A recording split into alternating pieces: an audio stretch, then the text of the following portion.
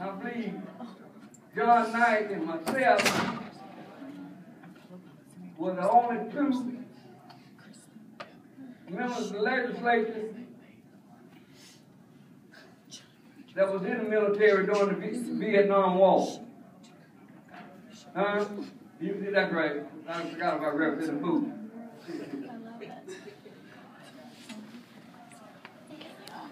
John Knight won a Silver Star in Vietnam.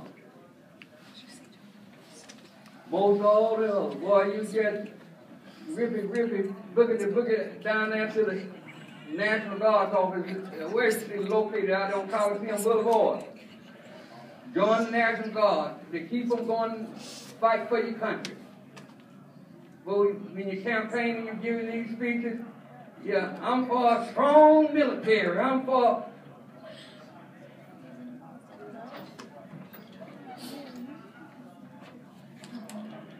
for this and that. Say, have you ever been in the military? You ever been in the military? Yes, sir. Man, when were you in the military? A long time after you were. You ain't never been nowhere near a military base.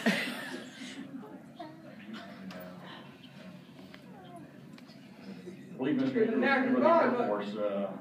Mr. Henry was a member of the Air Force, yes, sir. Now, there are a lot of my friends. Reserve. No, I was active duty Air Force. But I'll tell you, I'll be honest with you, most of my friends who served as Army or Marines will not allow me to say I was part of the military. They make me define that I was part of the Air Force. And I'm fine with that, because there was a huge distinction. We were better. Where did you go to school? What does the word military mean? Get the dictionary and see what the definition of military. Air Force, Army, Navy, and of course, the Alabama National Guard. That's what it says in the dictionary? Yeah. The Alabama National Guard. No, I said that includes the Alabama National Guard. I mean, you're The Alabama National Guard is, quote, military. And the gentleman's time has expired. Mr. Jackson of Clark.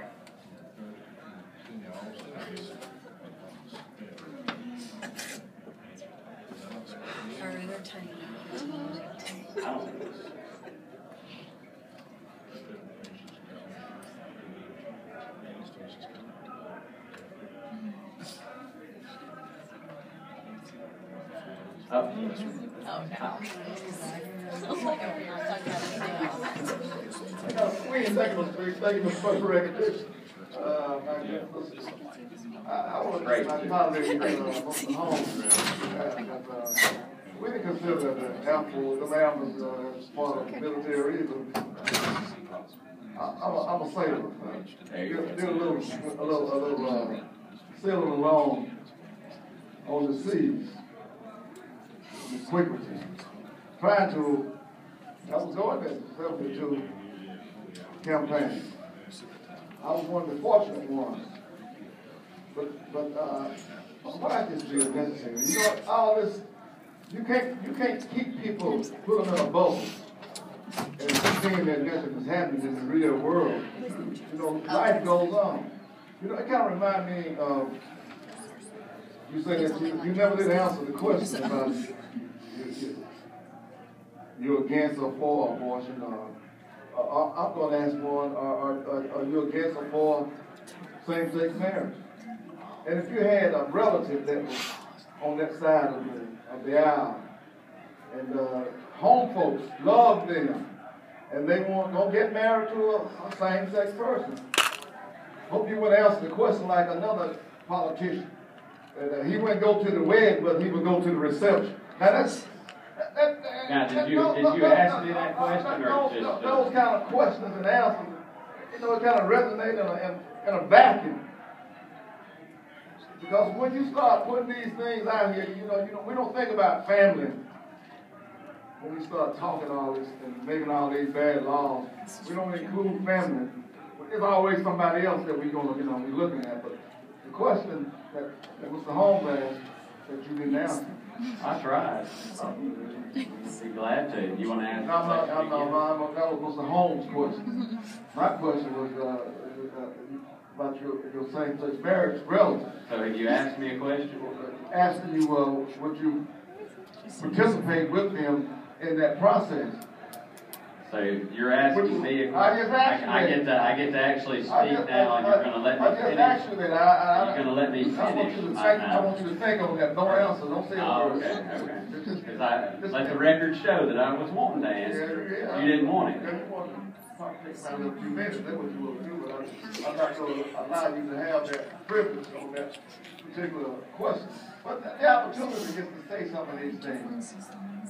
I'm going to ask you this question. I want you to respond. Why is this necessary? President The reason this is needed is because I've stated several times the volatile nature, the atmosphere that surrounds abortion clinics in the state of Alabama are very graphic in detail. And we have children that are being focused into an area because the proximity of the school, that the state mandates that they attend a school. And so as they are going to this school, they're seeing these protests and signs, and it's causing them to be exposed to something that... No. Do you allow your children to watch the evening news? Typically, we do not watch the evening news. Thank you. Well, any news, because if you turn on your TV, you're going to see images worse than and yes, we do control. So ISIS is going to make sure you see that. But let me say this: you can't live in a vacuum. You live in a real world. You live in a world where these things does happen. No, I can control what my children are exposed to. You're trying to control what they see and what they don't see, but that's not reality. It's not real. When people get exposed to stuff earlier, they know how to deal with it in a later age. Wow, I don't agree with you. I know you don't. I think about even in boot camp, I learned how to kill. You got exposed to that early. You had to shoot people. I was in the Air Force. M16. And you're supposed to have a desire to want to just blow somebody off, away because they don't agree with what you think. You have that desire? No. That's what the military. That's what they train you to do. Oh. Become a killing machine. But see, some people they never get to that point where they allow that to take place, and that's why they're having so many problems now coming back out of the kill zone. We saw that happening in the Vietnam era, but we're seeing it more so now because what is taking place. You're killing people you don't even know, and you don't have they're not your enemy. You've been told that they're your enemy. All you want to do is have a conversation with them. But we don't do that.